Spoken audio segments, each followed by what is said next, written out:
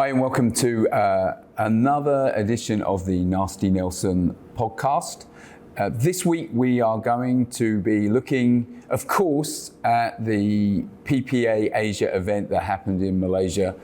This one is a real watershed moment in pickleball because it's the first time that we've had a coming together of a group of the world's top players from the US who came over to the PPA event in Malaysia to play in that tournament. So we had an unanswered question, I believe, which was, just what level are the PPA Asia pros or the Asia pros?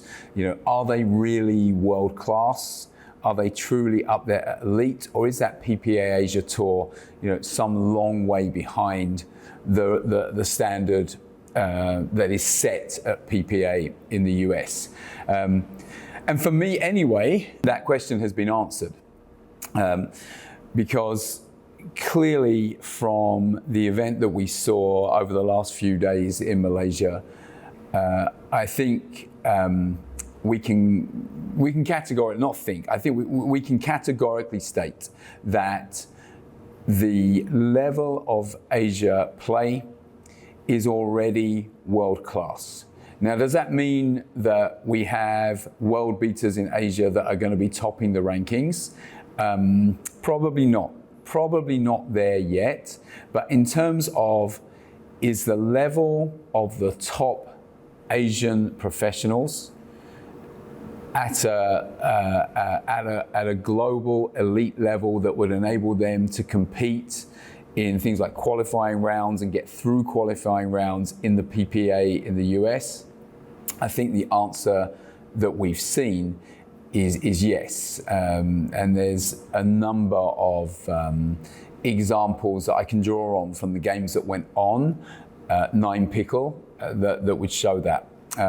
As an example, I think if you look at the game that occurred between Ben Johns, Christian Alshon, and Van Schick and Rob Nunnery, that was competitive all the way through until at the end, I think some stomach issues affected Rob, and we know he's had a long history with that anyway, and I think it just caught him at the end where eventually Ben and Christian took over. But up until that point, it was highly competitive. And not only that, if you look at how Van Schick was able to consistently firefight and pick firefights with Alshon in particular, and generally come out on top, you could see that one, he wasn't phased, the reputation meant nothing to him. He went out and proved that he can fight head on with the best in the world. So that particular game really showed it to me. I think another one involving Christian Alshon was a final with Jack Wong. Ultimately, Christian stood up to the test. His class showed. He was able to look at the way that, unpick the way that Jack plays, which I think is very different from US singles players. And he eventually decoded it, and ultimately he won. But the point that I'm making is that it was not a steamroll. Jack really was competitive, gave him a really hard time. You just have to look at the reaction of Christian when he won to know that he'd been in a real battle. So it's clear that this was not a one-sided affair. It was not of a case of a level so high that Jack couldn't compete. You know that on his day, in the right circumstances, Jack may even be able to beat him. And so that's the point that I'm making, is these top Asian pros have had the chance day in, day out over the course of this tournament to really show where they stand, and they are at the table. But of course there's some improvement needed before they can get to the point where they really are potentially vying for podium positions over in PPA US. The game that I think really summarized it, though, was when the two Australian girls, Danni-Elle and Nicola Schoeman, beat Anna Bright and Roz in one of the earlier rounds. Unexpected. Obviously for Anna that's not a full US team because Roz plays over here in PPA Asia, but the Australian girls came out and to the rest of the world anyway, they were underdogs, but again they showed real class. They really came on the court with swagger, especially Danni-Elle, who obviously is always full of confidence. And I think they targeted Roz, put her under pressure, but they also didn't let Anna Bright get into the game. And so they, of course, they won that game, pushed Anna out of the tournament.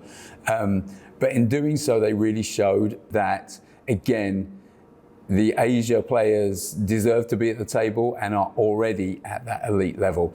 And I got a chance to speak to Danni and Nicola after another game and ask them a little bit about their feelings going into the game and what they feel about how the tournament as a whole has been able to showcase the talent that Asia players have.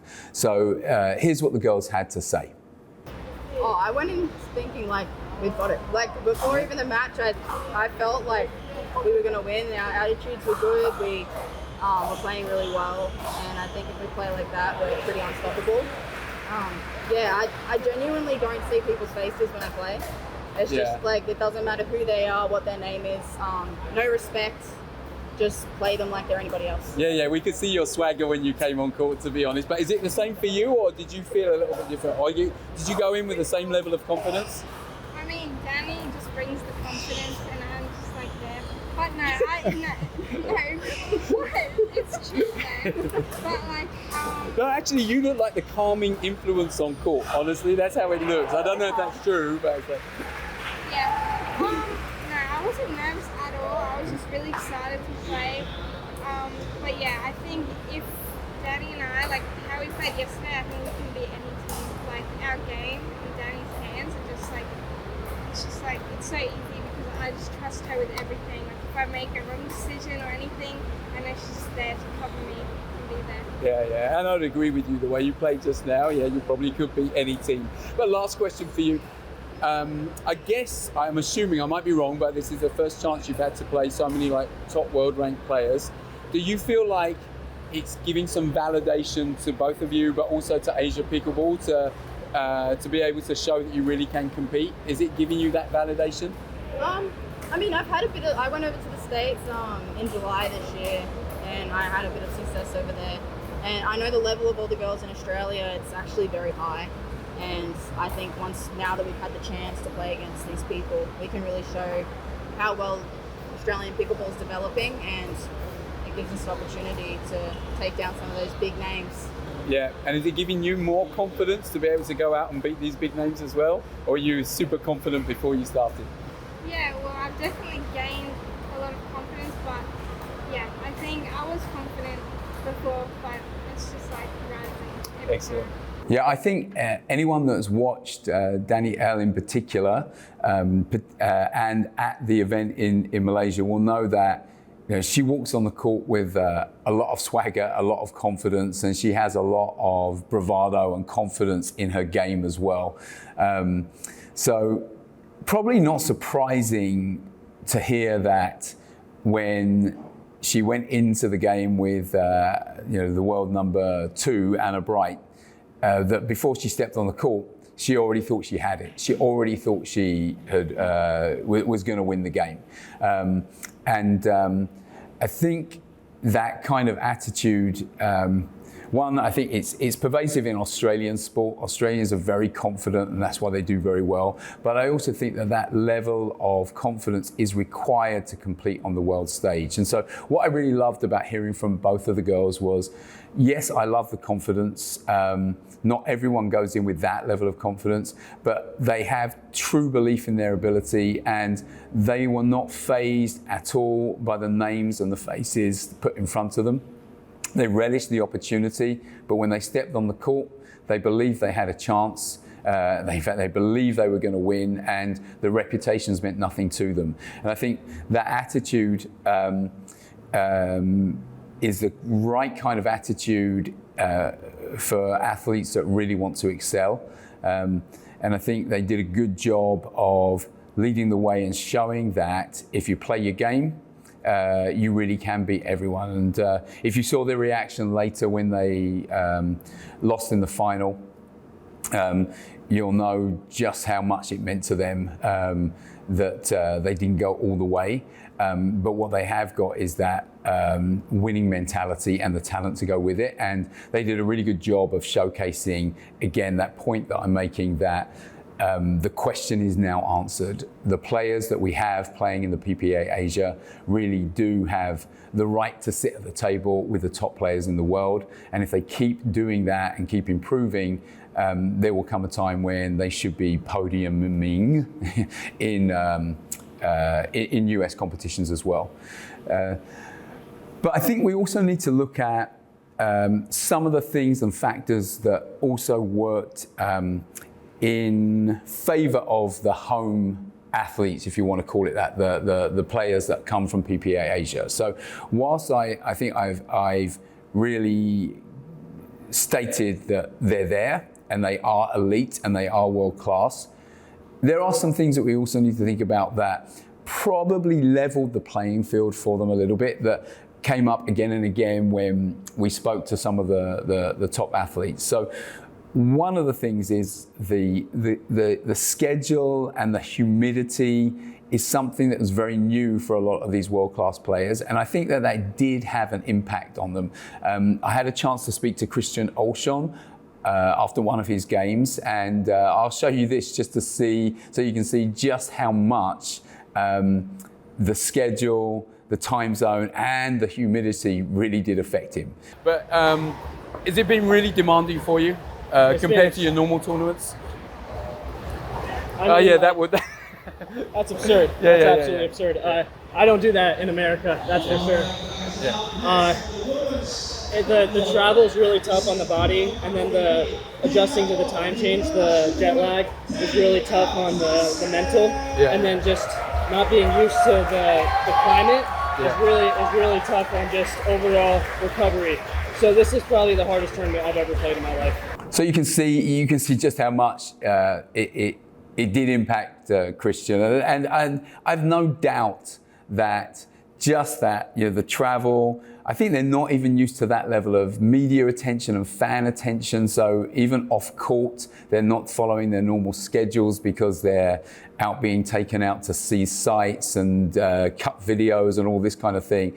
So everything, and of course the humidity and everything else, I'm sure affected them. And so for him and Caitlin, actually, who were both going for Triple Crown, I feel that as they went through the day of the finals day on Sunday, they were worn down physically much more than they would be when they're playing back home, and their levels probably went down through the day. So, and this is not to make excuses, but it's trying to show that whilst the Asia players are definitely there, there's some level of equalization that happened, which would mean if Asia players went to the US, I suspect that they may struggle a little bit more to achieve what they achieved over here. But of course the game's going global and everyone's going to have to be traveling, and there will be more and more big tournaments in Asia that will play to the Asia players. So just as much as Asia players might have to adapt to traveling to US, some of these big names are also going to have to adapt to coming over here. And it wasn't just the humidity and the schedule itself. I think there were also things about how the game is played here, the speed of the game, the difference in some of the things like the ball, that also impacted how things are and how the performance was for the stars from the US. And we caught up with quite a few of them. So we managed to speak to Ben Johns, Anna Bright, Tyson McGuffin, and a few others, specifically about the differences and some of the challenges that they faced as they played over here in Malaysia, and I guess they're going to face when they're in Vietnam in the coming week. And here's a collection of some of the things that they told us. I think that's a tough question. I think Yeah. a lot of them can compete. I think Yeah. we have a few people from Asia competing and they're doing well. Yeah. I think the biggest thing is the style of play is very different. We use a much faster ball. We have a much faster climate. So the game is just very different. It's two different worlds. Yeah. What we need to do is we need to get everybody using the same ball so that eventually, if we ever make it to the Olympics, it's just everybody can, there's no advantage. Because right now, I mean, people who are playing with the people who have reps have an advantage. Amount of the PPA Asia events, and I knew that the level was high, but definitely has exceeded my expectations. I've been particularly interested in there's some small differences in game style that actually do play a difference, and also just some other things with the conditions. So there's been more differences than I would have expected, and just little things that players do. But the level's high, which I expected. Yeah. So that issue with the ball being a bit slower is something that has come up not just in the interviews that we did with them, but I've seen it in social media, I've seen it in other interviews and podcasts that have gone on. So clearly the ball that they played with here, either the ball itself or the humidity causes the ball to be slower. Speaking to the professionals, what they say is that kind of levels out some of the errors that happen. So as the ball gets faster, errors are exposed more. So that's something to look out for, because you have to accept that must be a truth, because it came from so many different sources and you heard it there in multiple interviews. But what they're really saying is that with the faster ball, more errors will be exposed in some of the players. So they think that would increase the gap that you might see between some of the Asian players and the top US players. All that said, when I did ask them just about the quality of the Asian players that they came up against and whether it was above what they expected, their responses were also very interesting in that respect. And here's what a few of them had to say about that as well. I kind of knew they were definitely good at singles. I didn't really know what the doubles game was like. Honestly, a little impressed. They were more solid players than I thought, at least quantity-wise, and the level was about what I expected, which is fairly high. And yeah, like Anna said, I feel like they've all adjusted very well to playing in humidity, where their game styles, they're suited to humidity. And I feel like we've had to make some adjustments based on how they're playing and how we're playing in these conditions. So yeah, all around just a few things that were unexpected and a few expected things as well. I played down in Australia. This is in January. Had no expectations going in. I thought the level was pretty high back in January. The level right now, it is the month of September. It's night and day from back in January. So level here in Asia is awesome. Yeah, and for you, any preconceptions, anything different from what you expected? Yeah, this is my first time coming international for pickleball. I heard a lot, but the thing actually Tyson said the other day is respect everyone, fear nobody. One of the other things though, that I was wondering about was just how important this event and this tournament was to those US players. Did they really take it seriously? And when I look at it, I think there's some different things going on here, dependent on which players you're looking at. I think for the likes of, particularly for Ben Johns, I suspect, I didn't have the chance to ask him about this, but I suspect that, having won so many things before, in some respects, winning at this tournament was not going to be one of his greatest victories, but being part of something and leading something where he could visibly see that he is having an impact on growing this sport globally and really transforming the sport, I suspect that really had an impact on him and would still make this tournament special for him, even if the gold itself is not significant as others that he has won.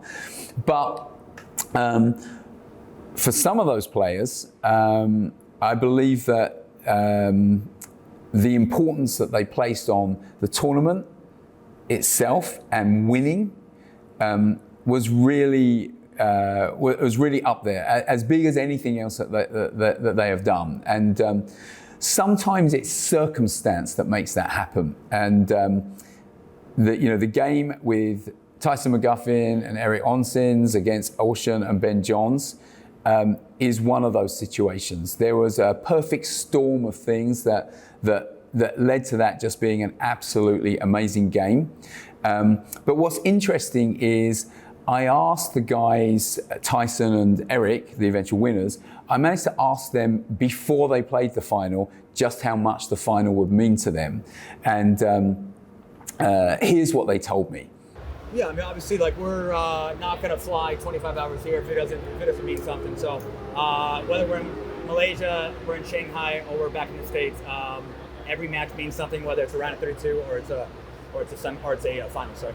Yeah. And anything special for you about it? That is definitely my first actually final competing as in the PPA tour. Oh, I feel honored. Yeah. I didn't know that. I knew. It's definitely going to mean something extra for me tomorrow. And he's going to bring his best. First final, go time. Let's go. Yeah. So Malaysia's going to be special for you no matter what. So hey, good luck tomorrow, guys. Thank you. Okay. Okay, so following that, of course, they then played the final, and so prior to the final, they said it was going to be special, and Erik, mentioned that he'd never actually got a gold before in a PPA event, so there was something special about it. But as I mentioned before, there was like a perfect storm of ingredients coming together that ended up making this very, very special.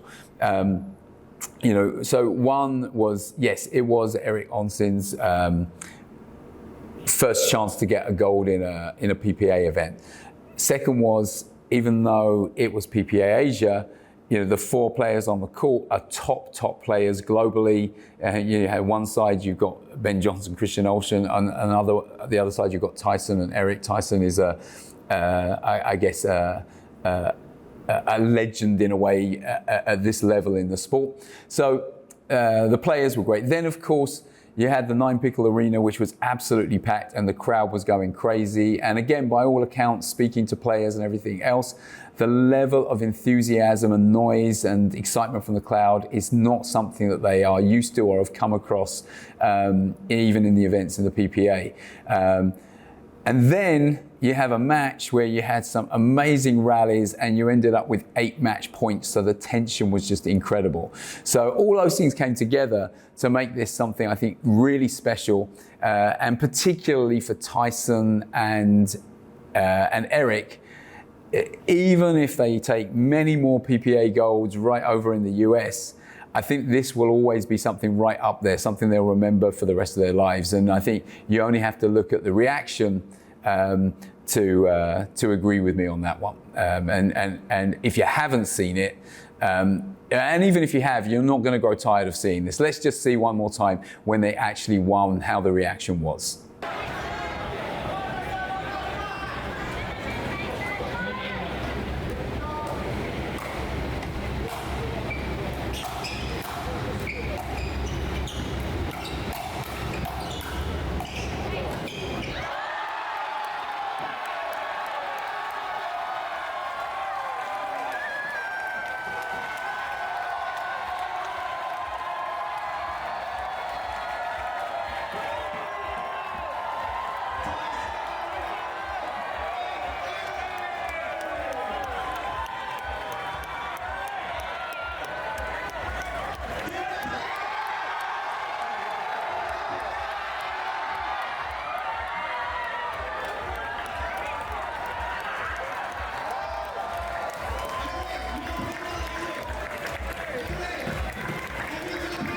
Yeah, I don't think I'll ever grow tired of seeing that clip, and being there courtside. The atmosphere really was electric, and you could just feel how much it meant to them when they finally won.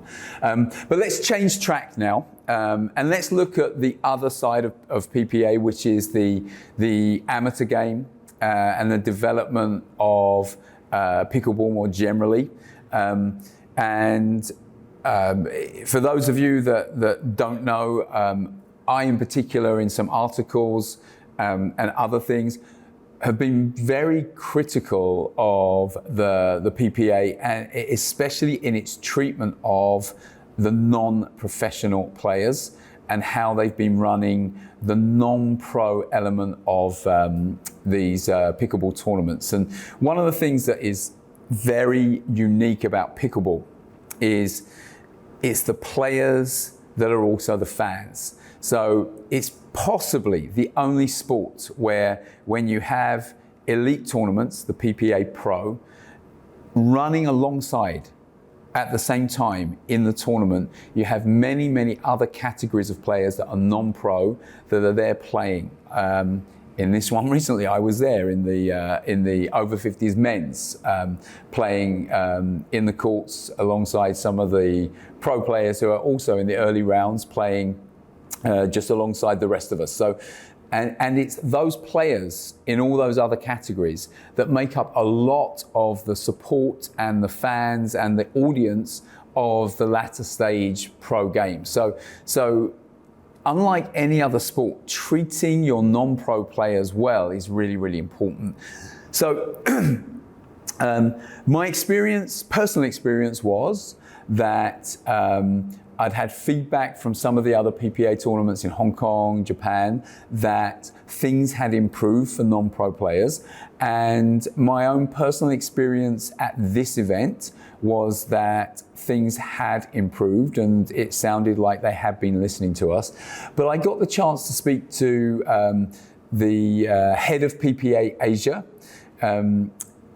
Kimberly, who was kind enough to really chat to us about the criticisms that I'd leveled and other things that they're doing to really try and enhance the game. So I started off by asking Kimberly exactly that about the amateur side of the game, what they feel their remit is in terms of pro and amateur, and if and how they're trying to improve things for the amateur experience.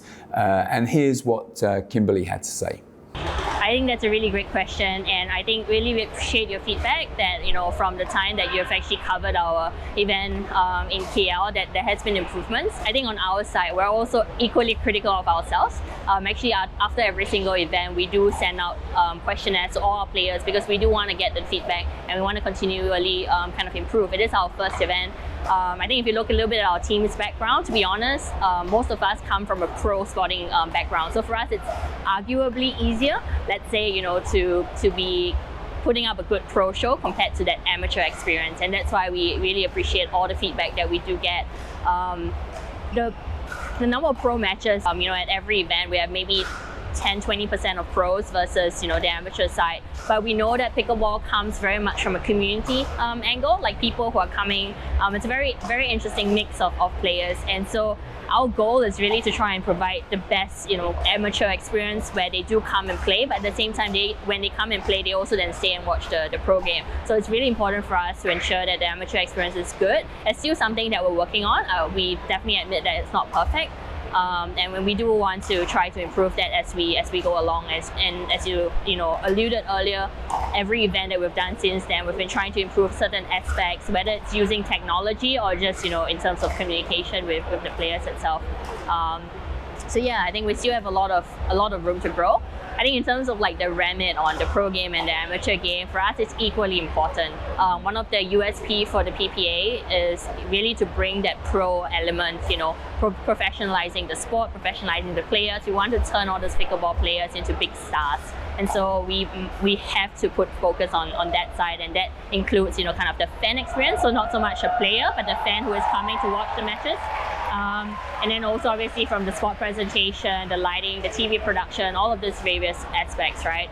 But at the same time, again, I mentioned the amateur game is super important for us because it comes community. And we need, you know, to have these players wanting to continue to play where the pros play at the PPA event. So in terms of remit for us, it's honestly 50-50. But of course we do, even our program, I would admit, you know, what we're doing is not perfect. There's always room for improvement, and so we're always looking to try and improve both of this side. Our focus is equal on both sides, to be honest. Yeah, so on the question of the level of refereeing, she did touch on it, and I think we're already aware of things like bringing over the top referee from the US to help bring up the standard here, but don't think I really got down to the crux of the matter there. And I think another time, maybe if we get the opportunity, or when we get the opportunity, we'll arrange a time to talk to them in more detail about this, because my own view is they need to have the same level of refereeing and technology support that they have in PPA Asia, PPA in the US, which involves the video technology for the line calls. It's something that we can put to them in the future, but everything comes with resource and cost, and I guess if the tour here builds up, that becomes more of a reality. I think that the technology and the system exists to get to the point where it's about as good as it can be. I'm pretty supportive of how they do it in the US. I hope that they can do it like that in PPA Asia in the future. Her other comments about the coaching and the safety are also very important as well. I think coaching, to be honest, is starting to be well taken care of. There are other organizations that do pretty good coaching training to train coaches. I think it's something that's very important. I believe it's a topic for another podcast, because I feel there are a lot of coaches out there that are not well trained and are training incorrectly, but that's another topic. And if PPA can help that, that's great, but I don't think personally that's an important area for PPA. But the safety side, where UPA are checking the paddles, that I think is something important. And if they can bring some regulation here, then I'm very supportive of that, because, especially after speaking to Jason on our last podcast, the president of UPA,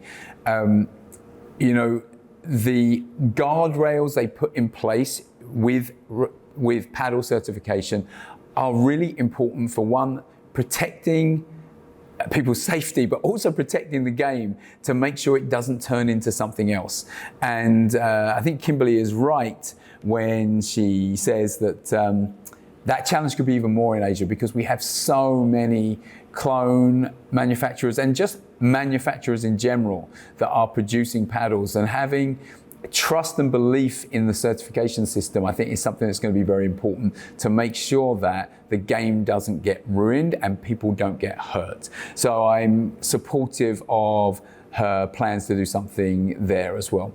The last thing I wanted to ask Kimberly was really about the players themselves. I think, the Asian players, in order to make that final jump to the point where they are not just elite level, which I've argued they already are, but are able to be winning at elite level, I believe that they will need to become full-time competitive players. And I don't think that many of them are in a position to do that yet, because probably the money and the sponsorship's not quite there at this stage. Now, bringing over the likes of Ben Johns to play with players here in PPA Asia definitely helps establish their credibility and turn them into stars in their own right, because if you play and beat Ben Johns, like the two Vietnamese guys, Quan Do and his partner, that took that game off of Ben Johns and Alshon's and really pushed them down to the last minute. Everyone in the pickleball scene in Asia now knows who those guys are.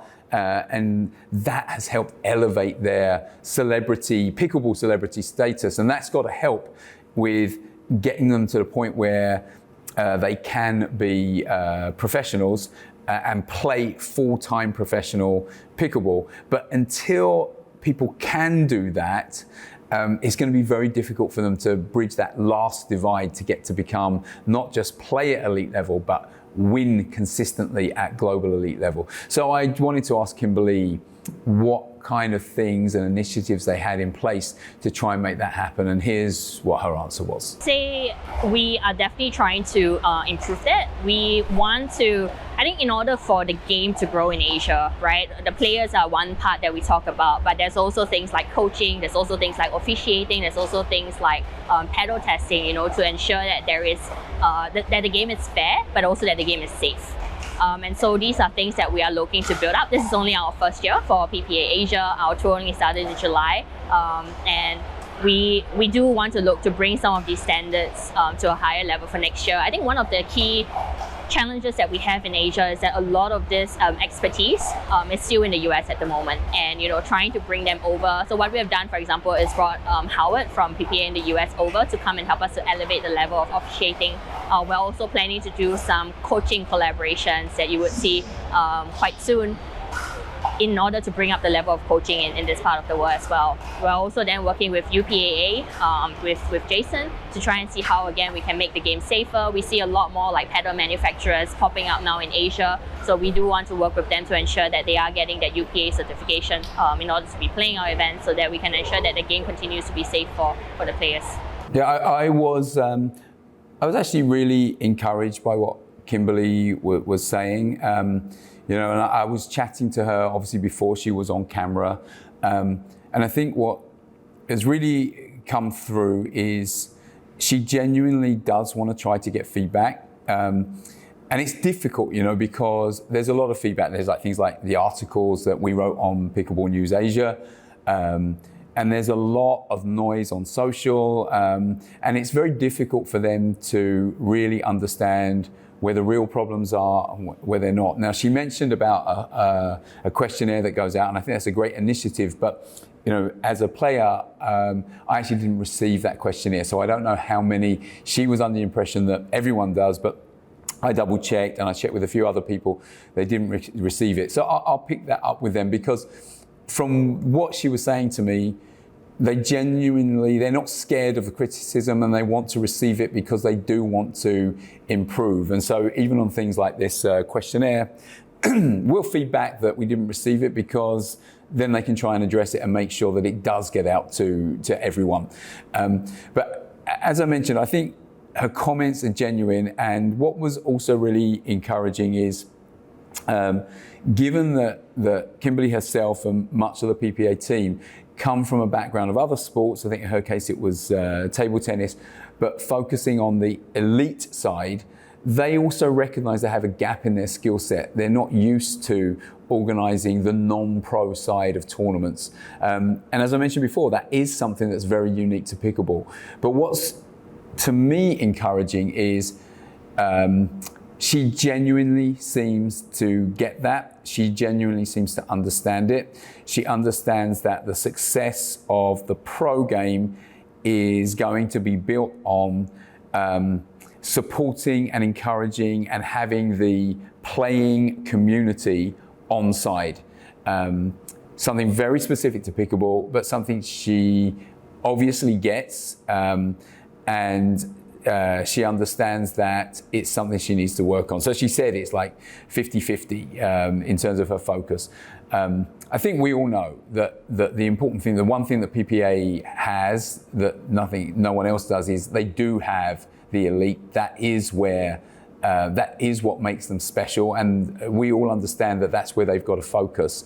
But clearly she also understands that the link back to the amateur game and the non-pro players is something very special in pickleball, and she doesn't want to ignore it. So genuinely, I've seen improvement. The scheduling was a little bit better. The communication was slightly better. They did lay on slightly better facilities for the non-pros. So the evidence suggests that they're listening. But also encouraging is that Kimberly knows that it's a never-ending journey of improvement, and that there's more to do. So we'll keep feeding back. We'll be critical where we have to be, but certainly we're, me personally, very encouraged that they seem to get it. And rather than leave the amateurs behind, they're trying to bring them with the tour. So that was good. I did want to ask her, though, about the level of refereeing.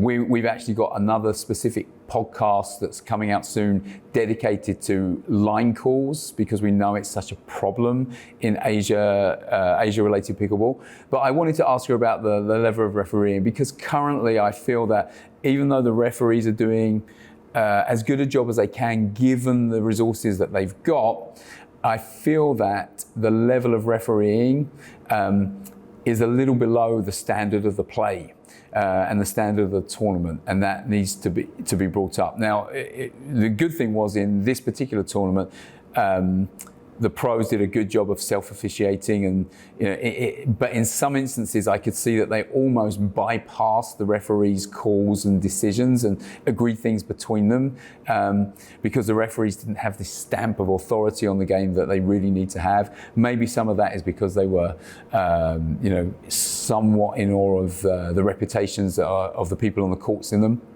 front of them. But I did ask Kimberly just about, are they trying to do anything in terms of improving the quality of refereeing? And she touched on that, but she also went and touched on quite a few other things that they have plans for in the future. So her answer here is also very interesting. I think we spoke about this, almost a year ago now. For us, when we first started UPA Asia or PPA Asia, we were thinking, what do we need to do, in Asia to truly stand out? And one of the things for pickleball is that it's very much still a community sport, similar to where the US was maybe 5 years ago. And one of the key things that has driven the popularity of the sport in the US was star players. And that was why we created the UPA Asia Trailblazers program first at the beginning of this year and gave them 6 months, so the selection and then the 3 months training in the US, because we wanted to start finding these stars in Asia. We know that the level of play in Asia, maybe, it needs time, to catch up to where the US is. But with the event that we've seen here, I mean, the level of play has been fantastic. I think we just need that exposure for these Asian players. Asian players are really good at table tennis, badminton, a lot of all these racket sports, and these skills are very much transferable. And so I think from a skill level perspective, I think we'll get there sooner than we think. In terms of the popularity, I think that's one thing that a lot of our work has to be done on the media side. So whilst we are trying to teach the players how to carry themselves, how to promote themselves in front of the media, on our side we're also doing a lot of media work, whether it's doing documentaries on these players, putting out social content, doing a lot more interviews to bring out the personality of these players, because performance matters, but people also want to know these players and who they are. So we're doing a lot of that work, and also working a lot on the global broadcasts, for this event. So whether it's through broadcasts with FPT in Vietnam, TV Tokyo in Japan, etc. It's really trying to bring up the platform, for the players to be able to shine. So I think that is what we're essentially trying to do. With the Asia Trailblazers program, we're also continuing to recruit more players for the future seasons as well. And on our side, working together with the US is how do we then also ensure that players who already have reached a certain level, they can divide their time, between Asia and the US in order to firstly promote the game in Asia, but at the same time continue to improve by playing against the best in the US. So you would have seen more and more contracts of these Asian players as well by the US pros, and that's because for us it's about that global game. And so when we're starting to do contracts now, it's also about a hybrid, of what's in the international market, which is growing massively, and what's existing in the US market. Yeah, so I think Kimberly's answer really reiterated some of the points that I was already making. And so, I think raising their profiles, improving their skills, getting them to compete at a world level will make them more sponsorable. If they're more sponsorable, then they potentially can make more money and can play full time. I think the thing that I didn't drill into that, again, I would like to, is on that issue of contracts, because ultimately the top players in the US, from what I understand, are contracted and actually basically salaried. So they really don't have to worry even about winning or losing. They are just, they have the money from their competitive pickleball to be able to be full-time athletes. Of course, ultimately winning matters. If they don't keep winning, they won't retain their contracts, I guess. But the question that I would like to get into is whether full-time playing contracts will start to be available from PPA Asia to some of these Asia pros, because I feel that probably needs to happen to get them to that point where they can be full-time athletes, at which point they can really then potentially bridge that last divide. So that's it for this week. It's been, as I said, for me, a watershed week. We've had the answers that we want. PPA Asia and Asian pros seem set to even springboard from here, from what happened over the last week. Hope you enjoyed the dialogue and some of the interviews. Please check out all our reporting and coverage on pickleballnewsasia.com, and don't forget to like and subscribe.